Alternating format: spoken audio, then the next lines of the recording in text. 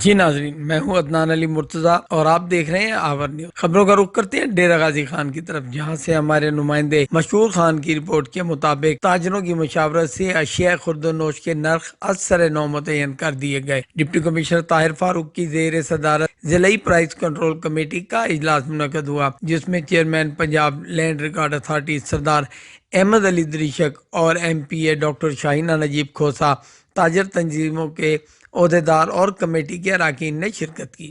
Deputy commissioner نے کہا کہ ضلع میں مصنوعی قلت اور مہنگائی برداشت نہیں کی جائے گی۔ دکاندار نرخ نامے اور پینا فلیکس نمایاں جگہوں پر آویزہ کریں۔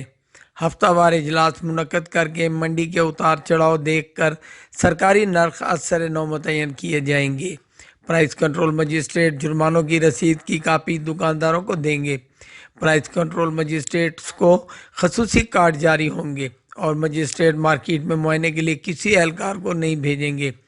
Chairman Punjab land record authority Sardar Ahmad Ali Dreshak نے کہا کہ دین اسلام میں ناپ تول میں کمی کی بڑی پکڑ ہے۔ دکاندار جائز منافع کو سامنے رکھیں، غریب عوام کو ریلیف دلانا ہے۔ رکن صوبائی اسمبلی ڈاکٹر شاہینہ نجیب کھوسہ نے کہا کہ نرخ متعین کرتے وقت دکاندار اور صارفین دونوں کا مفاد سامنے رکھیں، اشیاء خورد و نوش میں ملاوٹ کرنے والوں کو بے نقاب کریں۔